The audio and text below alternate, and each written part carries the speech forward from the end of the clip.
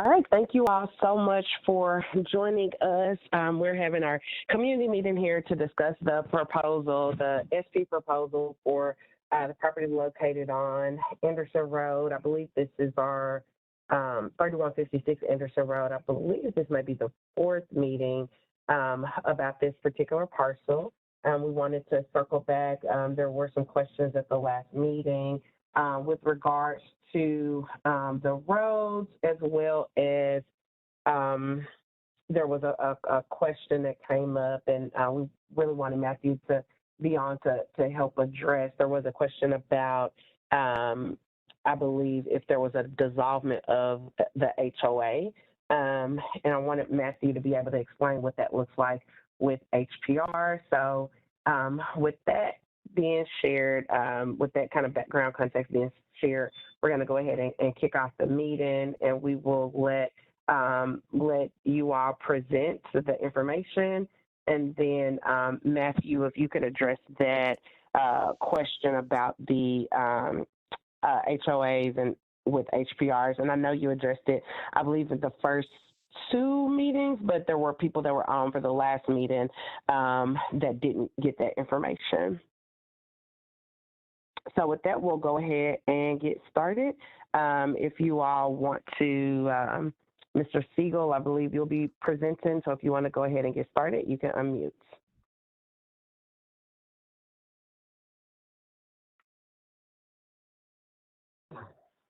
There we go. Can you hear me okay? Yes, sir. And Matthew, are you in charge of the screen? Because I do have a presentation material that I can share if you can switch me to share. Perfect. All right. So like you mentioned, we have presented this to the community previously, and so I don't want to belabor too many points. I'm happy to answer any questions. That's what we're here for, but I will kind of breeze through it one more time again. This is 3156 Anderson Road is the property address, and if you were to pull this up on Metro Parcel Viewer, this highlighted property is the property, and it's right where Anderson Road makes that kind of 90-degree bend, and a aerial view with the property lines is also shown here. So you can see Parks at Priest Lake is the residential subdivision that comes up beside us and kind of around to the back of us. The property that we are looking at is 4.9 acres. The current zoning is AR2A. And like I've mentioned before, AR2A is technically an agricultural zoning. And what has happened over the years is that as our community in Nashville has grown, the agricultural zoning, as properties develop, agricultural zoning is kind of left behind. So it's almost, I don't want to call it a non-zoning, I don't want to be unfair, but it's also kind of a placeholder, so to speak, of a zoning district, because obviously we're not planting crops here, we're not farming or anything like that. It's just a parcel of land that hasn't been updated on the zoning for many years. And so it's still zoned AR2A. So to take the next steps, it requires a rezone. And whenever any property is rezoned, we look at what the policy is. And the existing policy in this area is neighborhood maintenance.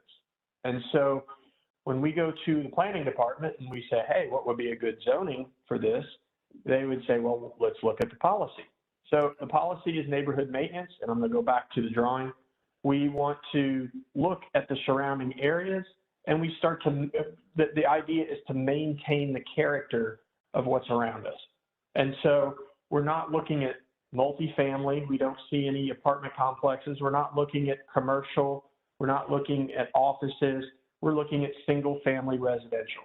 And so we're maintaining the character of single family residential.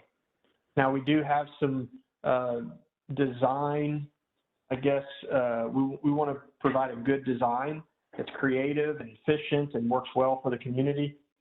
We're proposing 22 single family units. The proposed density of this property is 4.48 units per acre. Surrounding density is 4.36. So it's very close to all of the area around us. And the proposed plan looks something like this. As you can see, we've got a road. It's a drive coming in, a private drive that comes off of Anderson Road. The pavement that you see behind these units is a private driveway, and it is accessing the rears of these houses.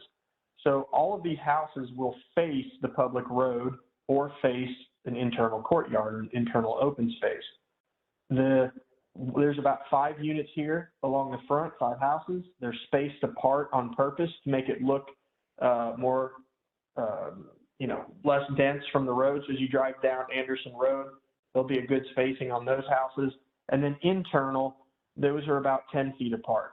I want to keep in mind that everyone to keep in mind that in Nashville, the minimum spacing for this type of development is 6 feet. We've chosen to space them out on purpose to 10 feet to meet the character of the land. The zoning all around us, the minimum side setbacks are 5 feet for each lot, so that would be a total of 10 feet. And so as you look here in the background in the aerial, you can see those houses there are all about 10 feet apart. And so these internal ones would be 10. And again, along this lane and along Anderson, we're fronting the houses to the public road and they're spaced further apart. Up on the north part of the site, there's existing Laura Lee Lane where we would have to extend that road. That's a requirement of Nashville, and we're basically extending it and putting the cul-de-sac in. There's an existing temporary cul-de-sac on Laura Lee Lane. I believe this project's, I don't know, maybe 10 years old or so. So that pavement's been there for a while. And we, as part of this development, will remove that pavement. And then if anybody on the call is in any of these homes that are fronting on this cul-de-sac, you'll get some yard back. That pavement will go away, the sidewalks will be extended, and it's going to look something like that. So I know several people asked about the houses. This is a architectural rendering. Believe it or not, I don't believe these are actual houses. This is a computer rendering of the houses that are to be built. These are very similar to the houses that our client, Mr. Coleman, has purchased a little bit further to the northeast on Anderson Road. And he has done projects like this in the very close vicinity. People asked also about this courtyard. This has been very successful in Nashville and around the country, where these units right here will come in, they park in a rear-loaded garage, so the utilities, the garage doors, everything are kind of facing internal to this rear-loaded alley, and then the fronts of the houses face on this courtyard.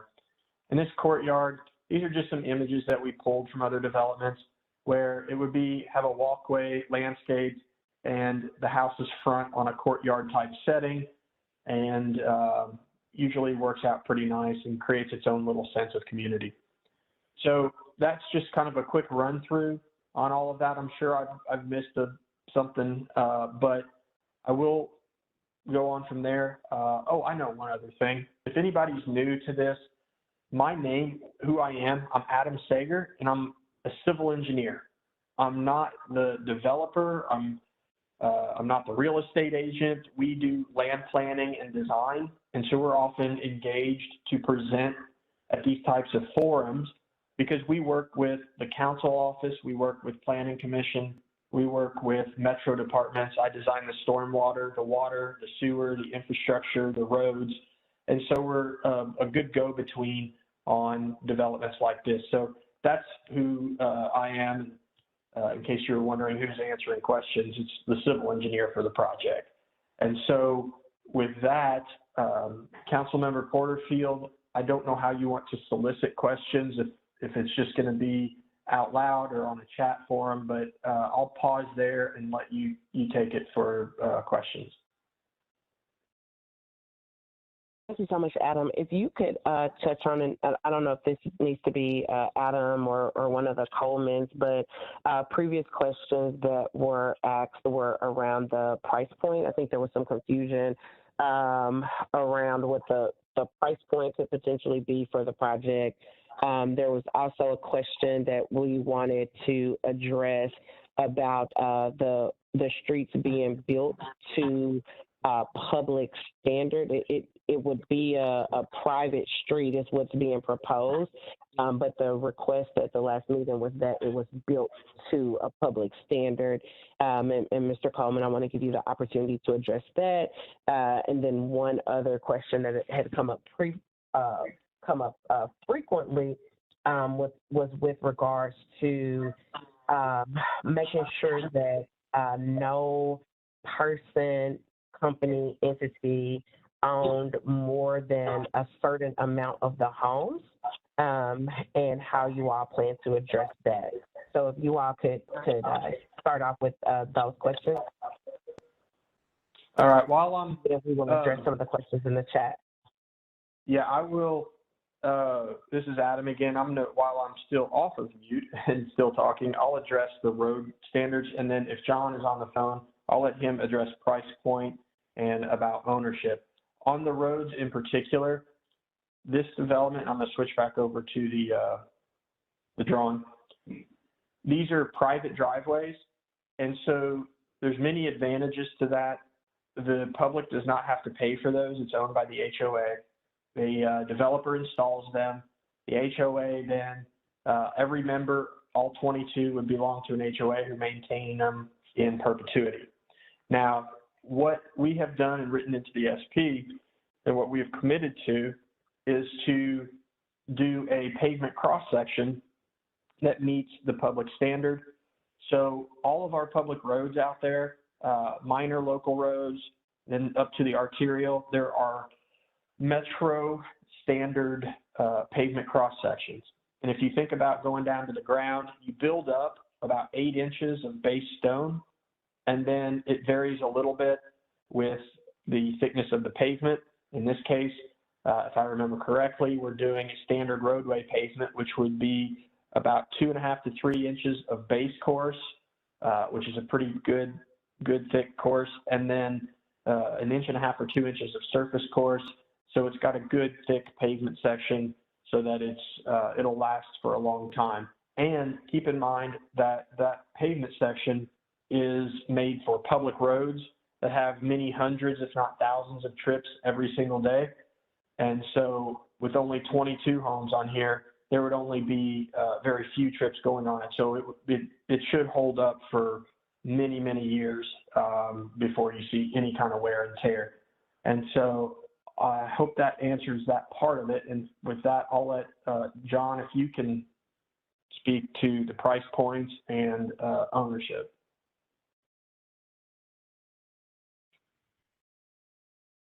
Okay, this is John Coleman. I'm the property owner. Can you hear me? Yeah. Okay, good. Okay. The price point, I just finished a subdivision up the road called Cole's Landing on Old Anderson Road.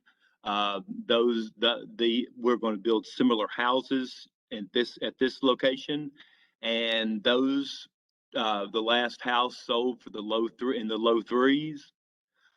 As everyone probably realizes, all cost of construction, including labor, has gone up this year. I don't have a final number, but I would say it would be a number somewhere approaching 400,000 range. That would be keeping the same level of finishes we have: hardwood floors, sand and finish in place, granite countertops, 2-car rear entry garage. So same level of trim. What was the other question?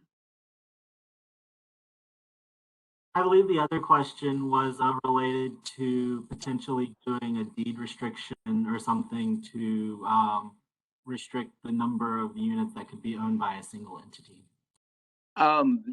This is something that I believe it will have to be handled within the HOA and the people that live there. I don't know my legal rights in selling a home to someone and then restricting their use of it. I can look into that. The intent of all of this, I will say, is to sell to families like I did at Coles Landing. And I think the demand will be so great that that's what will happen.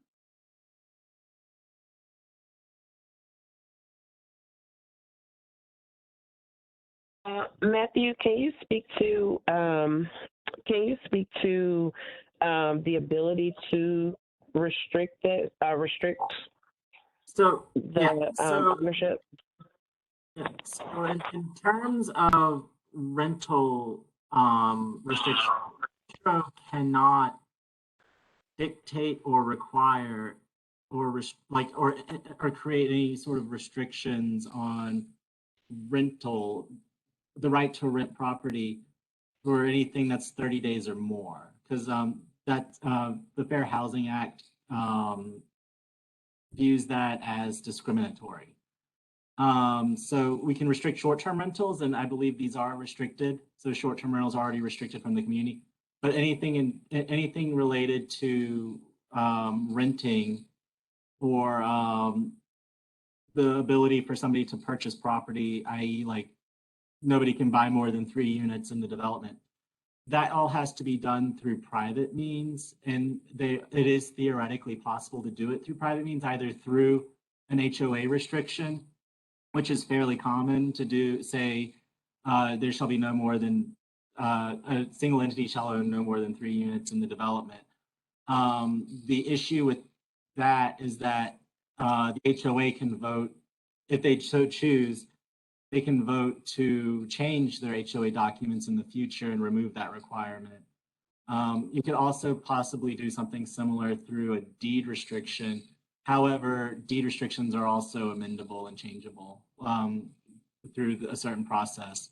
So I think if the developer is willing to do something with the HOA, that would at least work to the first generation of the property owners. But if the property owners decided in 2 or 3 years after they purchased that, hey, let's get rid of this requirement and cash out, that's their right to do so as property owners. It's a property right. So that's really where it stands in terms of placing restrictions and requirements on long-term rentals and property ownership.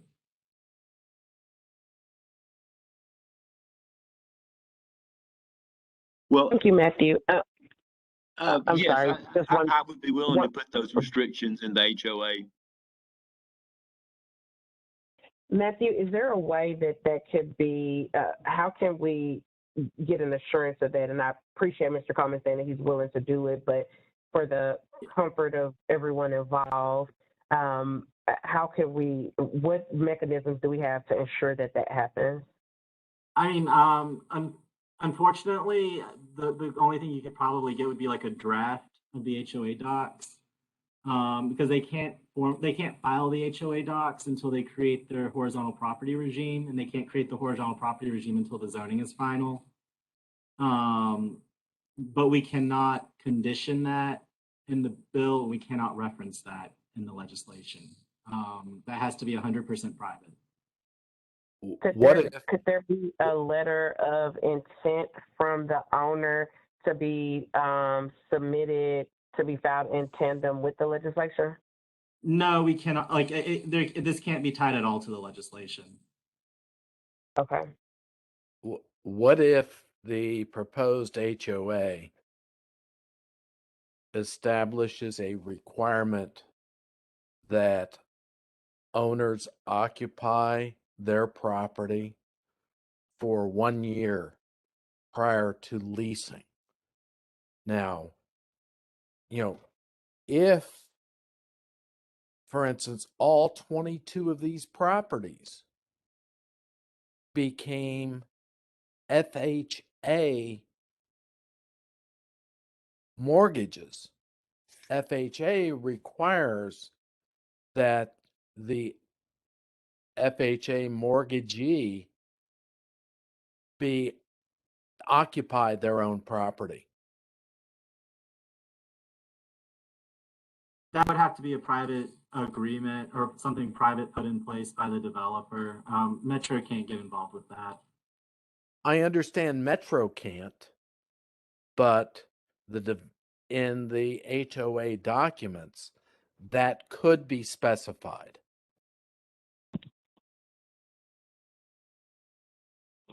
Correct. I believe what Mr. Wilkinson is saying, and Matthew, I don't want to misquote you, but I believe what he's saying is that it cannot go in the legislation. It cannot be tied to the legislation. However, once, if the legislation passes, then the property owner can work with the HOA to ensure that that goes into the HOA, but Metro cannot list that as far as the legislation. It would go against the Federal Fair Housing Act. Did I get that correct, Matthew? Correct. That's correct. Like in terms of like the order of operation, they can't create the HOA docs until they create the horizontal property regime, because there'd be like, they would have, it just wouldn't work without the horizontal property regime being put in place. And they can't create the horizontal property regime until they get their zoning in place to allow for the added units on the property. What the heck is a horizontal property regime? A regime sounds pretty negative. So horizontal property regime is Tennessee's version of a condominium association, or the way that you create a condominium. And so technically, even though these are single family style, they are technically multifamily in how they are being permitted and created. And so technically these units will be considered HPR units, or a condo. So they will own their unit, but the HOA will have shared ownership of all common areas and all grass areas, driveways, etc. And it's a very common development practice in Nashville. There are a lot of developments like this throughout the county, where they look and act like single family homes in a single family neighborhood, but technically they're on a single parcel, and the HOA has collective ownership of all common areas, and it's all established through a horizontal property regime, or an HPR for short.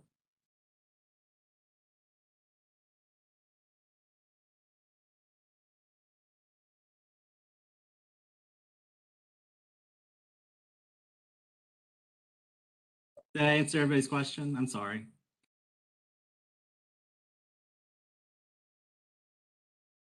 Matthew, can you hear me? I hear you now. Okay, my apologies, I was muted. I was just saying thank you so much for answering that question about an HPR.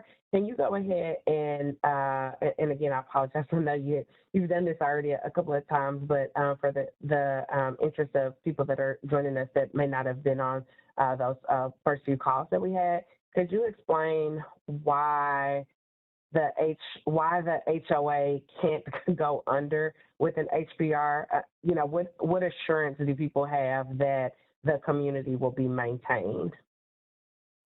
Okay. So essentially, the difference between an HOA in this setting versus an HOA in like a more traditional subdivision setting is that the HOA is actually going to be the owner of the underlying common area, including all driveways, and depending on how they file the HPR, the dirt, even the dirt underneath the units.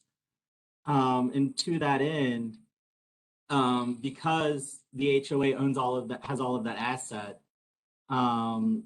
each of those 22 units fractionally owns those assets. So it would be like 1/22nd, or however they decide to break it down, percentage ownership. And so for the HOA to dissolve or to go away, to basically abolish the HOA, somebody would have had to have purchased all 22 of those units to dissolve the HPR and dissolve the HOA. Because without dissolving the horizontal property regime, you have multiple interests. And because you have those multiple interests, to create multiple ownership on the same parcel, you have to maintain that HOA and that HPR. That really is what prevents it from getting dissolved.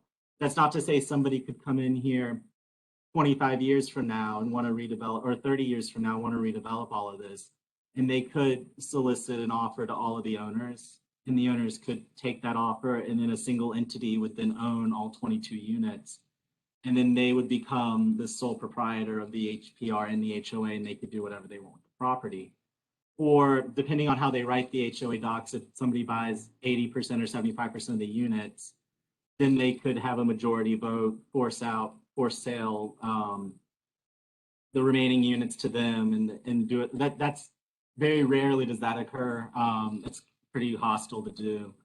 But all that to say is because this is a horizontal property regime, it is very, very, very difficult to get rid of the HOA unless you are planning to do a complete redevelopment of the property. Thank you for explaining that, Matthew. Mr. Coleman, could you touch on, I know when we had discussed previously, one thing that you wanted was to make sure that this was housing that would be accessible for teachers, firefighters, police officers. Can you speak to a little bit about like the plan to market to those industries? Yes, ma'am. It would be our plan to go to all the associations, police, firefighters, and teachers, and talk to present this to them, and hopefully by that time we'll be able to have some firm pricing on it and know exactly where we are, and I would hope they'll be desirable for everybody, but certainly I'd love for these people to be first in line. And Matthew, is there anything that like prohibits pre-selling of the lots or properties to individuals in this manner? I don't believe we can, because I think that starts getting into, Metro also can't regulate private agreements. And I think this would fall under a private agreement, but there might be state or federal programs that they could opt into for workforce housing for first responders and teachers.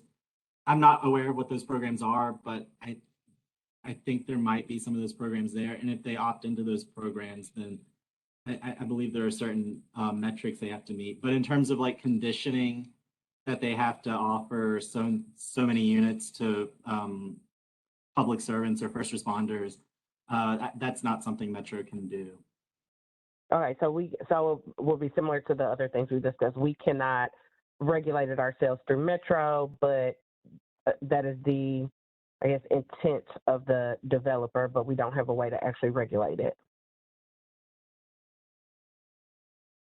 That's correct.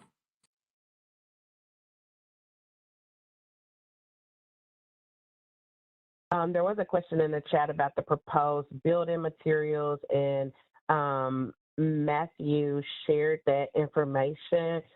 Matthew, do you mind reading it out just for the sake of anyone who may be calling in who may not be able to read the chat? Okay. And so another fun anecdote about this legislation is it was one of the first, the Tennessee recently passed a state law changing how we can do material restrictions. We can no longer prohibit materials. That was one of the changes. And then the other changes, you have to do a separate vote. So this one actually now has a companion bill. In addition to BL 2021-766, which is the main bill, there's also BL 2021-886, which approves the building material restrictions. And so for this development, there are two listed. The first one is building facades fronting a street and courtyard shall provide a minimum of one principal entrance and a minimum of 25% glazing, which is just windows and doors. And then the second one, which is the more substantive one, is EFIS, vinyl siding and untreated wood shall be restricted from any facade that faces a public right-of-way, private drive, public or private open space area, or parcels not included within the development area. No more than 5% of the total facade area of any structure within the development shall be made up of EFIS, vinyl siding, and/or untreated wood. And so a very roundabout way that really just sort of restricts them to use brick, stone, other masonry product, hardy board, and stuff like that. And then there is a second thing where they could request a waiver. So the state law requires a waiver process be established. So they can go request a waiver from the planning department, but there's no guarantee that the waiver would be given. And I can't imagine they would give the waiver. Thank you, Matthew. A question just came through the chat. How many total vehicle spaces are provided as compared to the total number of bedrooms? If you can answer that, either Mr. Siegel or Mr. Coleman. Well, there are two parking spaces in each garage for each house. I'm not sure of the number of total parking spaces for the development. Maybe Adam knows that. Yeah, hey, John, can you just answer bedrooms and then I can answer parking?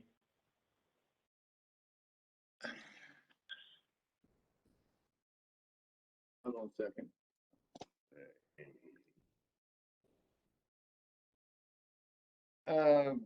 Let's say 60. Well, you're saying about, are you having 2 or 3 bedroom units? Yes, I'm having 2 and 3 bedroom units. There will be some 2 and the majority 3. Okay, so some 2 and some 3. So to answer the question, I'm going to go to the maximum. And in Metro, the requirement for 3 bedroom units is 2.5 spaces. So it's 1 space per 1 bedroom, 2 spaces per 2 bedroom, and then 2.5 for 3 bedroom. And the reason is because by the time you get past mom and dad, you don't always have a third vehicle in your household. But that's kind of how that calculation comes about. Now, for this development in particular, every single unit has a 2-car garage. So if there's 22 units, there's 44 garage parking spaces in each of those buildings. Then you can see where we have pockets of on-street parking. This is just what's shown graphically on here, and it fits very nicely and well. And you've got another 22 spaces, I believe, that are for guest parking or for the residents to use.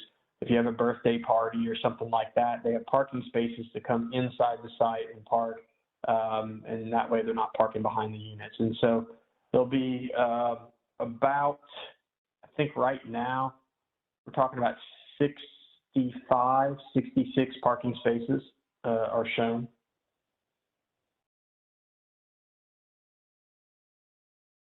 Okay, thank you. And the comment was made that many people cannot fit a car in their garages. And then a comment was also made, if someone has a Christmas party, where do people park? I don't see sidewalks. Okay, all the white areas are sidewalks. We've got much more above and beyond sidewalks than what is required. So all these white strips in here are sidewalks internally. There's sidewalks along the front of every unit. They connect here to connect the sidewalks out to Anderson Road, and there's sidewalks up here.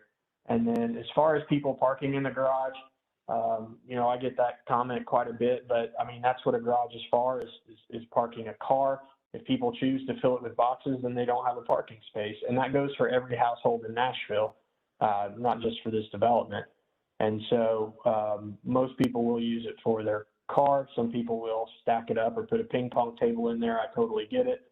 But most developments that you see like this, if you look all around you, all of your subdivisions, you typically only have 1 or 2 car garages, a driveway, and there's no guest parking.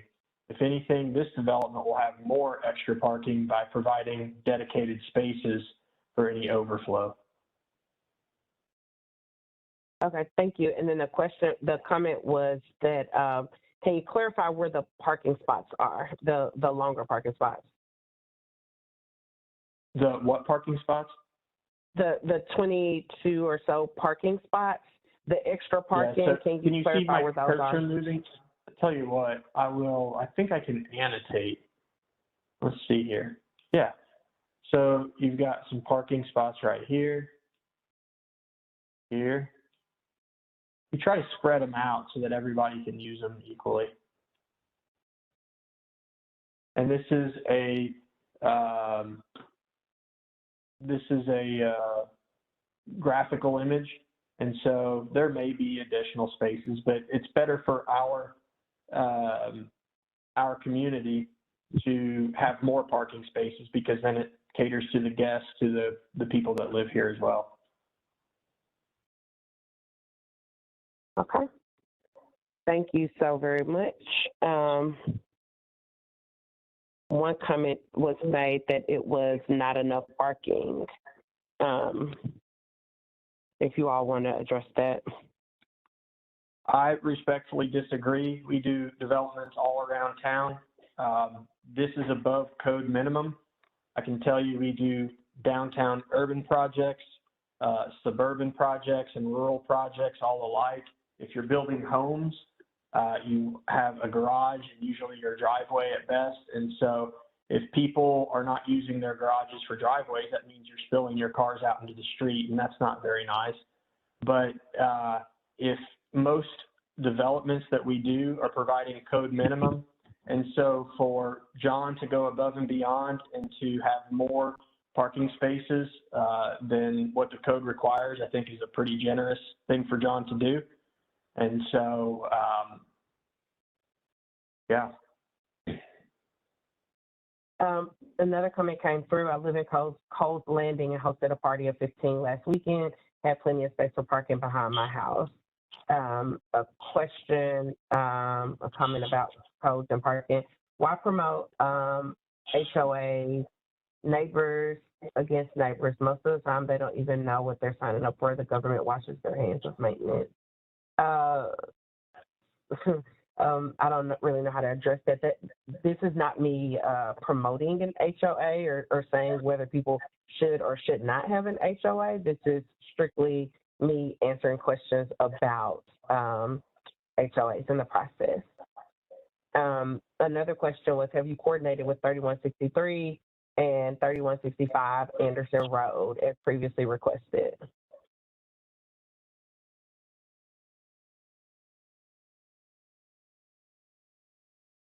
And that would be to either the Adam or the developer. John, do you want to answer that? I don't know 3163 or 3165.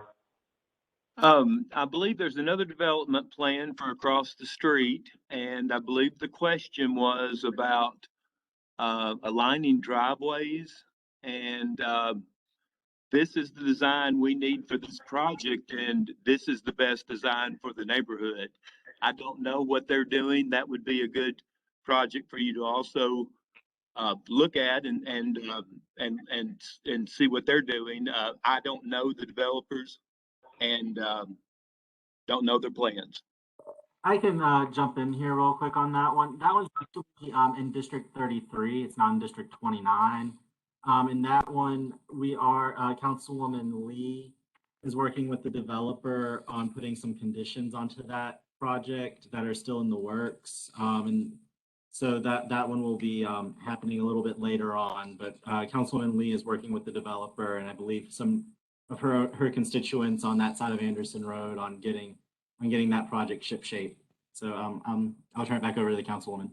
Who is that speaking? Matt Wilkinson with the council office. I'm sorry.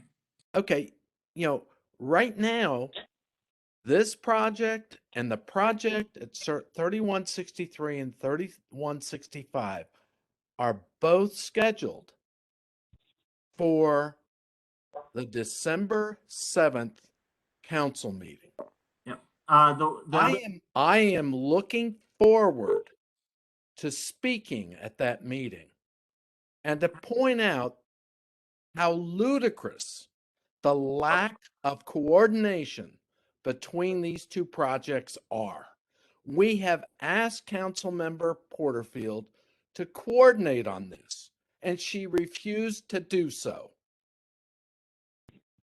Mr. Price, I'll address this portion, Matthew, and then you can feel free to jump in. So it's not on the council member to coordinate with two different developers. This is a developer in another district. This is a project in another district. Council members cannot coordinate any type of legislation. We asked you to coordinate with Antoinette Lee. Another council member. Hey, Larry. I'm answering your. Sorry. No, sorry, you're Councilman. not. No, you are not. Let me jump in real quick. Larry, it would be illegal for Councilwoman Porterfield and Councilwoman Lee to coordinate on this project outside of an open meeting. That's a violation. Let's have an open meeting. Let's do it so that we can properly coordinate this stuff. Let's have that open meeting.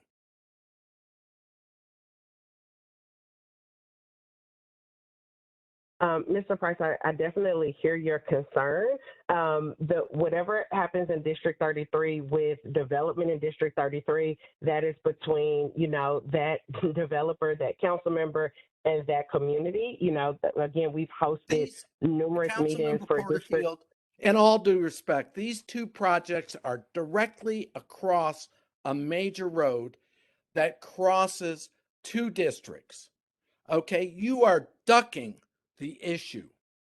You can hide between open meeting laws, but you could have an open meeting. Why are you hiding? Mr. Price, I really hate that you feel that way. There's nothing for me to hide on. Like, there's no, I don't really understand what the accusation is here. If the developers choose to work together on whatever it is that they're choosing to do, which I don't think most developers do work together. I would think that most developers are somewhat in competition with each other. But if the developers choose to work together on a project, that's between those two developers. The council member is not the person that's coordinating anything with the developers. If a developer comes to me and wants to do a rezoning in the community, I host a community meeting so that the community can give feedback, answer questions, and to determine if they support the project or not. So there is no, I'm not coordinating with Councilmember Lee, and that was sent in the email when I was asked to speak to Councilmember Lee about it. I said at that point in time that, we cannot coordinate on legislation outside of open meetings. So, I'm not sure. Then why not have an open meeting? That's what I'm asking.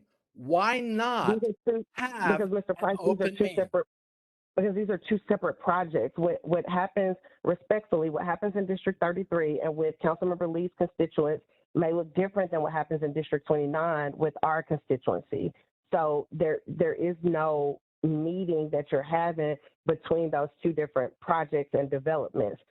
Again, my role is to have a meeting so that a proposal can go before the community.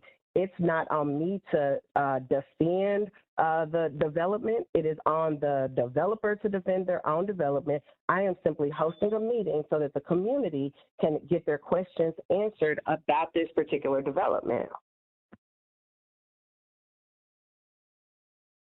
Madam Councilwoman, can I say something?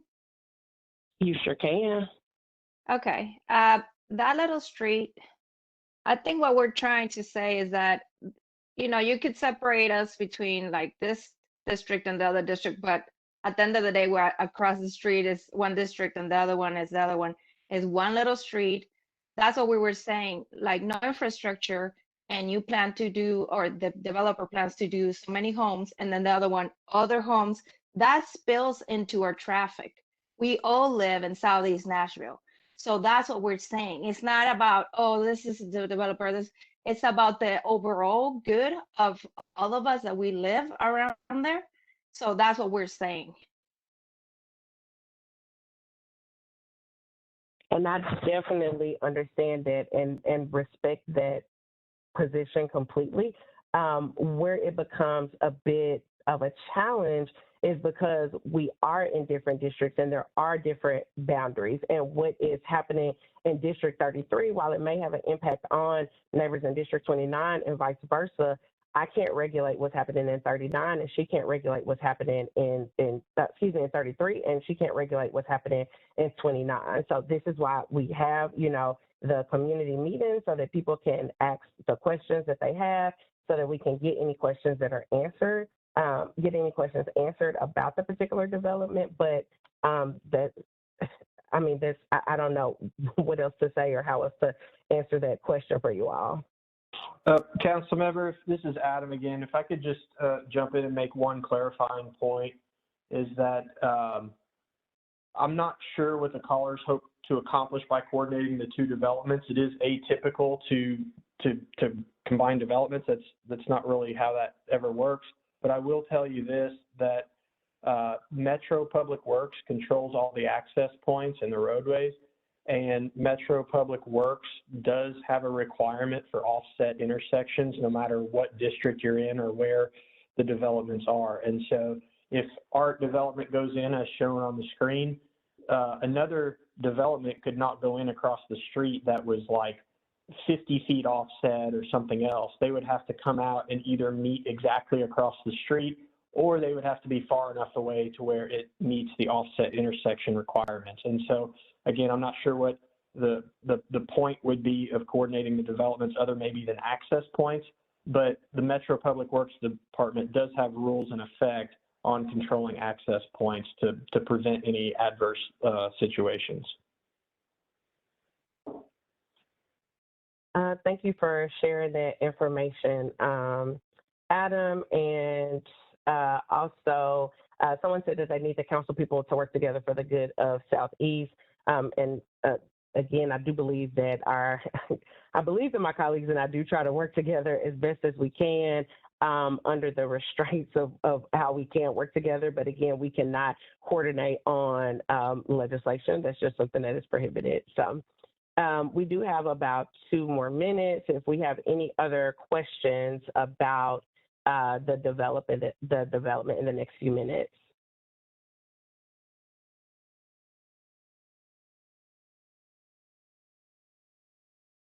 All right, well, thank you all so much for joining in this call today. Again, this call was recorded and it will be shared out. So thank you all for joining. If you have any additional questions, feel free to email me at delishia.porterfield@nashville.gov. Adam shared his contact information previously as well.